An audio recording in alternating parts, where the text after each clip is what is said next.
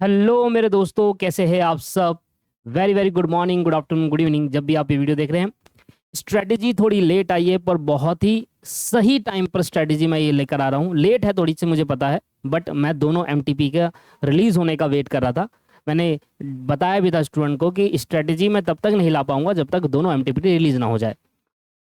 आज मैं लो की स्ट्रेटजी लेकर आया हूँ और अब मैं आपसे कुछ बातें अगर कहूँ, मैं आपसे ये कहूँ कि आप पूरा इंडस्ट्रियल लॉ छोड़ दो, सेल्स ऑफ गुड्स एक्ट छोड़ दो, नेगोशिएबल इंस्ट्रूमेंट एक्ट छोड़ दो, पार्टनरशिप एक्ट छोड़ दो। इंडस्ट्रियल लॉ पूरा का पूरा, sales of goods act, negotiable negotiable नहीं, पार्टनरशिप और एलएलपी, ये चार बड़े टॉपिक छोड़ दो। इसमें 3 चैप्टर और इंडस्ट्रियल लॉ के अंदर खुद के इतने इन चैप्टर है। Gratuity, factory act, code of wages act, ESI, EPF, ये सारे छोड़ दो। और तब मैं कहूं कि तब भी आप 100 मार्क्स का पेपर अटेम्प्ट कर लोगे तो क्या रहेगा। बस आज ये स्ट्रेटेजी उसी के बेस पर है। अगर किसी स्टूडेंट को ये लगता है कि यार मैं एग्ज़ाम नहीं दे पाऊंगा, मैंने पूरा कोर्स नहीं किया हुआ है, तो वो स्ट्रेटेजी उसके लिए है। ये स्ट्रेटेजी उसके लिए है, पूरी कंप्लीटली ये स्ट्रेटेजी उसके लिए है जिसका कोर्स पूरा नहीं हुआ, जो लिमिटेड स्टडी कर पा रहा है, टाइम नहीं बचा है स्टडी करने का, सिर्फ लिमिटेड पढ़ूं और पास हो जाऊं, वो ये स्ट्रेटेजी जरूर जरूर फॉलो करे। साथ में वो स्टूडेंट जिनको बहुत अच्छे मार्क्स लाने हैं, जिनका लॉ बहुत अच्छा है, कभी उनके लिए स्ट्रेटेजी नहीं होती है। फिर भी आप देख लीजिए कहाँ से क्या क्वेश्चन आ रहा है, वो आपके ऊपर है।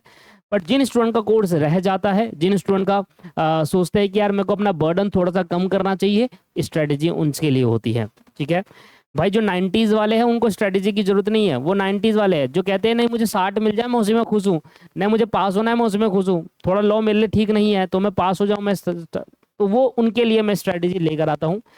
ध्यान सुनिए अब स्ट्रेटेजी क्या है। सबसे पहले बात करते हैं 30 मार्क्स के एमसीक्यू की। सर जहां से एमसीक्यू मिल रहे हैं ना वहां से कर लो, जहां से मिल रहे हैं, जिस बुक से मिल रहे हैं उस बुक से कर लो। क्योंकि जितनी ज्यादा एमसीक्यू आप करोगे उतना ज्यादा आप इसको अटेम्प्ट कर पाओगे। क्योंकि ऐसा तो है नहीं कि इसमें आपको दिमाग लगाना पड़ेगा, नहीं, याद करना पड़ेगा। एमसीक्यू भी बकायदा आपको याद करना पड़ेंगे और वो रिपीटेड बेसिस पर होगा। जितने आप ज्यादा प्रैक्टिस करो, आप मॉड्यूल के एमसीक्यू कर लो, आप वर्कबुक में इशू हुआ है उसके एमसीक्यू कर लो, जहां से मिल रहे हैं लॉ के वहां से एमसीक्यू कर लो। अब ये टाइम इस चीज का नहीं है कि यार मुझे एमसीक्यू समझ नहीं आ रहा, ये नहीं आ रहा, वो नहीं आ रहा, ये टाइम गया। अब ये है कि भैया क्वेश्चन पढ़ो, उसका आंसर क्या है उसको याद करो। सीधी सीधी कहानी मैं आपको यही बता रहा हूँ। और कोशिश ये करो कि जितने भी एमसीक्यू है उसको एक जगह लिख लो, क्योंकि पेपर से एक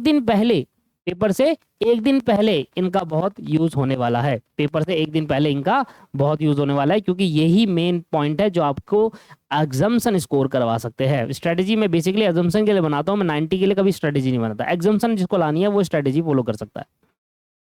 सर सबसे पहला और इम्पॉर्टेंट पार्ट है कॉन्ट्रैक्ट एक्ट। अगर मैं आपसे कहूँ कि ये 4-5 चैप्टर कर लो आपका हो जाएगा।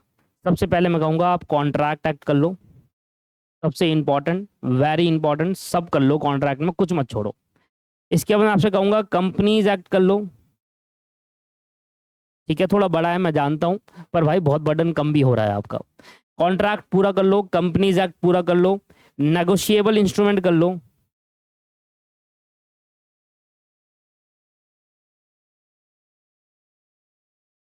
नेगोशिएबल इंस्ट्रूमेंट के बाद अगर मैं आपसे कहूँ कि एथिक्स कर लो, ये 4 टॉपिक्स कर लो, आप 100 मार्क्स अटेम्प्ट कर लोगे। 100 मार्क्स, 100 मार्क्स अटेम्प्ट कर लोगे।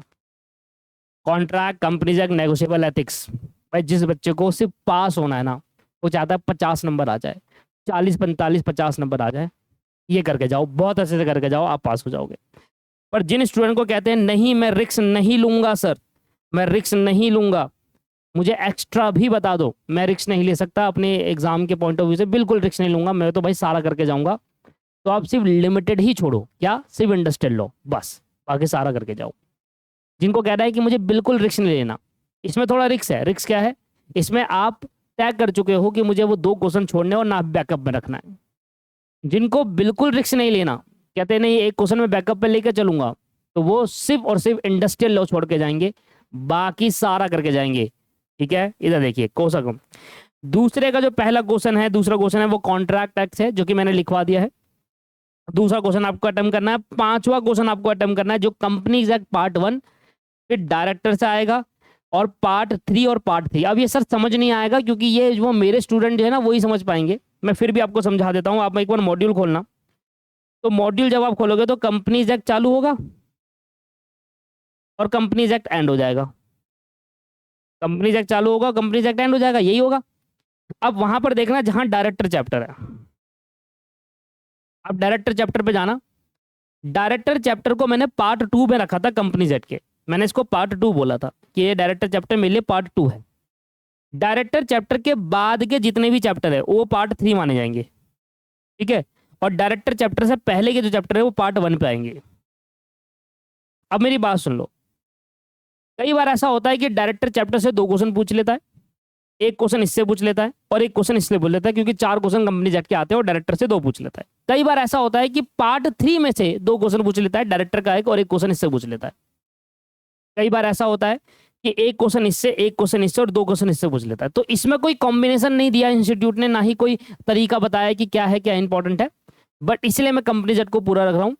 फोकस अगर आप करना चाहो, मैक्सिमम फोकस जो आप करना चाहो वो डायरेक्टर और पार्ट 3 में कर सकते हो। डायरेक्टर वाला चैप्टर पार्ट 2 बोला मैंने, और डायरेक्टर के आगे के जितने भी चैप्टर है जैसे ऑडिट कमेटी, ऑडिट रिपोर्ट वाले चैप्टर जो है की मैनेजरियल पर्सन, वो वाले चैप्टर, सर वो दोनों चैप्टर करके जाओ, मोस्ट इंपॉर्टेंट चैप्टर है, ठीक है। और पार्ट 1 भी करके जाना है क्योंकि कंपनी जेड मैंने पूरा रखा है, तभी आप ये क्वेश्चन अटेम्प्ट कर पाओगे, ठीक है।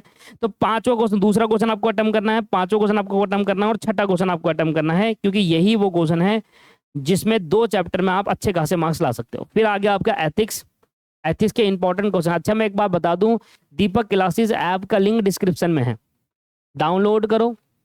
वहां पर पिछले अटेम्प्ट के मैंने लॉ के इंपॉर्टेंट क्वेश्चन डाले थे 2024 अटेम्प्ट के, जो कि आपको लिख जाएगा इंपॉर्टेंट क्वेश्चन पीडीएफ करके एक सेक्शन होगा, वहां पर मिल जाएगा आपको। अगर आपको लगता है कि एथिक्स में आपको पूरे पूरे वो नंबर लाने हैं, अच्छे नंबर लाने हैं, वो इंपॉर्टेंट क्वेश्चन जो एथिक्स के है ना वो कर लो आप। सर मैं एक गारंटी कह रहा हूँ बाहर नहीं आएगा उससे, सारा कंसीडर करा हुआ मैंने वहाँ पर। आपका बर्डन भी कम हो जाएगा और इतनी है कि बाहर बाहर नहीं आएगा क्योंकि हर बार मैं देखता हूँ कि उससे आता है, उससे क्वेश्चन में आता है। अब किस्मत ही खराब रही तो फिर बात अलग है, हम उसमें कुछ नहीं कह सकता, बट मेजरली पार्ट है, मैं 90% श्योर हूँ कि उसमें से आता है पेपर में। बाकी आप उसको और तरीके से भी इंपॉर्टेंट क्वेश्चन की तरफ से भी ले सकते हैं, जैसे कंपनी जेड के इंपॉर्टेंट क्वेश्चन, सारे इंपॉर्टेंट क्वेश्चन डाल रखे हैं मैंने, पर वो दिसंबर 2024 अटेम्प्ट के लिए कोई चेंज है, कोई भी चेंज नहीं है। आप उसको इजीली दिसंबर 2025 तक भी फॉलो कर सकता है, जो बच्चा जून 25 में वो भी फॉलो कर सकता है। तो इजीली करो, नीचे ऐप है, डाउनलोड कर लो और अपना उसको देख लीजिए। अब रही बात कि आपको 8वां क्वेश्चन अटेम्प्ट करना है जो केस स्टडी बेस होता है और बहुत सिंपल होता है भाई। देखो केस स्टडी बेस को करने का एक मैंने वीडियो बनाई थी, उसका मैं लिंक डिस्क्रिप्शन में डाल दूंगा।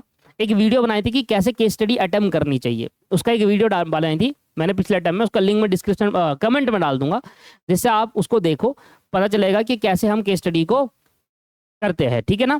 केस स्टडी कोई बहुत मुश्किल चीज़ नहीं है, डायरेक्ट आंसर आते हैं, बस तरीका तो प्रेजेंटेशन अलग हो जाती है, वो प्रेजेंटेशन उस वीडियो में मैंने बताया हुआ है, तो वहां पर आप देख लीजिएगा, नीचे कमेंट में डाल दूंगा, पिन कर दूंगा। तो केस स्टडी बेस आएगा जिसके अंदर कॉन्ट्रैक्ट आ सकता है, कंपनी एक्ट आ सकता है और नेगोशिएबल आ सकता है। केस स्टडी में नेगोशिएबल पूछ लेता है, 3 ही चीज से आते हैं, कंपनी एक्ट से, पार्ट 1 से, कॉन्ट्रैक्ट से, नेगोशिएबल से, डायरेक्टर से। इसमें कंपनी एक्ट का मैं श्योर नहीं हूँ कि वो पार्ट 1 से आएगा, डायरेक्टर से आएगा, पार्ट 3 से आएगा। पार्ट 3 से तो नहीं आएगा, पार्ट 1 या डायरेक्टर में से पूछता है, पर कॉन्ट्रैक्ट या नेगोशिएबल यहाँ पर श्योर हूँ कि यहाँ पर या तो कॉन्ट्रैक्ट आता है या नेगोशिएबल आता है, पिछले पास्ट टाइम में देखा गया है ये। अब रही बात इंडस्ट्रियल लॉ, देखो 4th क्वेश्चन है, आप खुद समझो कि एक क्वेश्चन छोड़ने का तो हमारे पास ऑप्शन है, एक क्वेश्चन आप बैकअप में भी रखोगे तो एक क्वेश्चन तो छोड़ सकते हो ना आप, तो इंडस्ट्रियल लॉ छोड़ दो ना भाई। अब अगर इंडस्ट्रियल लॉ आपने कर लिया है तो ऊपर वाला छोड़ दो, ये आपके ऊपर है कि आपको एलएलपी छोड़ना है, क्योंकि जो तीसरा क्वेश्चन है ना, एलएलपी पार्टनरशिप होगा नेगोशिएबल, वो तीसरे क्वेश्चन में ये 4 में से पूछेगा, इनका कॉम्बिनेशन बनाएगा, एलएलपी पार्टनरशिप होगा और नेगोशिएबल, इन्हीं का कॉम्बिनेशन बनेगा। और 4th वाले क्वेश्चन में इंडस्ट्रियल लॉ का कॉम्बिनेशन है, वो कहीं से भी दे सकता है, वो फैक्ट्री एक्ट से, पेमेंट ऑफ ग्रेजुटी एक्ट से, ईपीएफ, ईएसआई और कोड ऑफ वेजेस एक्ट। अब आपके ऊपर छोड़ दिया है कि आप किस चीज को बैकअप पे रखना चाहते हो और किस चीज को आप कंप्लीट करना चाहते हो, ये आपके ऊपर छोड़ दिया है। अगर आप बिल्कुल नहीं पढ़ रहे, आपने बिल्कुल नहीं पढ़ा पर एग्जाम देना चाहते हो, तो आप दोनों छोड़ दो और इनके बेस पर एग्जाम देने चले जाओ। हाँ, पर इनके जो एमसीक्यू है वो जरूर करना, क्योंकि एमसीक्यू आपको नंबर दिला सकता है। पर अगर आपको लगता है कि यार मैं एक क्वेश्चन हमेशा बैकअप पे लेके चलूंगा, मैं रिस्क नहीं ले सकता, मैं 100 का पेपर अटेम्प्ट करूंगा पर मैं तैयारी 114 मार्क्स की करके जाऊंगा, क्योंकि 128 मार्क्स का पेपर आएगा, तैयारी 114 मार्क्स की करके जाऊंगा, तो इन दोनों में से आपको फिर सेलेक्ट करना होगा। रिस्क नहीं लो मेरे हिसाब से, तो मेरा तो कंसर्न यही रहेगा कि आप रिस्क मत लो किसी भी पेपर के अंदर। हो सकता है कि आपको कॉन्ट्रैक्ट में, हो सकता है कि आपको ये इसमें से नहीं आ पा रहा हो सकता है कि आपकी कंपनी जैक में से ना आ रहा हो, कुछ भी हो सकता है ना। जरूरी नहीं है ना कि आपका जो करके जा रहे हो उसमें से आपका फंसी जाए, जो आपने याद करा वही आ जाए, ऐसा भी जरूरी नहीं है। क्या पता कॉन्ट्रैक्ट का सा एक क्वेश्चन ना हो। तो ये आपको बैकअप जो होता है वो आपका हेल्प करता है। जो आपसे कह रहा है, जो स्टूडेंट कहता है कि नहीं मुझे तो अच्छे मार्क्स लग रहे हैं, वो सारा करके जाओ, उसके लिए स्ट्रेटेजी होती भी नहीं है, वो सारा करके जाओ भाई। तो बेसिकली ये पॉइंट है, आप समझ लीजिए। मेरा कंसर्न यही रहेगा कि आप हमेशा एक क्वेश्चन को हमेशा बैकअप लेके चले। अगर आपने सब पढ़ लिया है, बहुत अच्छी बात है, बहुत ज्यादा अच्छी बात है, आपको अपॉर्चुनिटी ज्यादा मिलेगी, ऑप्शन ज्यादा मिलेंगे अगर आपने सारा पढ़ रखा है तो। उसको मत छोड़ो। अगर आपको लगता है कि यार मैंने तो सारा पढ़ा हुआ है, सर कह रहे कि ये छोड़ दो, तो मत छोड़ो भाई, आपने पढ़ा तो हुआ है, या उसको रिवाइज करने में क्या लग रहा है। ठीक है, अगर आपने नहीं पढ़ा हुआ है दोस्त, तब उस केस के अंदर आप इन दो में से ऑप्शन छोड़ सकते हो। आपको लगता है यार मैंने ये नहीं पढ़ा, मुझे याद नहीं हो पा रहा, तो फिर छोड़ सकते हो। ठीक है ना सर।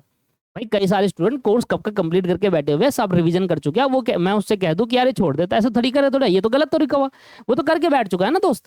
तो भाई जिन स्टूडेंट ने लॉ का पूरा कोर्स कर लिया है, सब कुछ कर लिया है, तो वो कुछ नहीं छोड़ के जाएंगे, उनके पास ऑप्शन रहेंगे। जिन स्टूडेंट ने लॉ का कोर्स अभी नहीं करा हुआ है, कुछ चैप्टर रह गए थे, तो वो इस स्ट्रेटेजी के अनुसार अपने हिसाब से एक छोड़कर सेट कर लो, क्या छोड़ना है और क्या बैकअप पे रखना है। ठीक है मेरे दोस्त। तो ये रही पूरी स्ट्रेटेजी लॉ की, जो कि सिर्फ और सिर्फ जून 25 टाइम के लिए एप्लीकेबल होगी। लॉ का इंपॉर्टेंट क्वेश्चन पीडीएफ दिसंबर 2024 टाइम के लिए डाले थे, वही जून के लिए एप्लीकेबल है, ऐप में मिल जाएंगे आपको।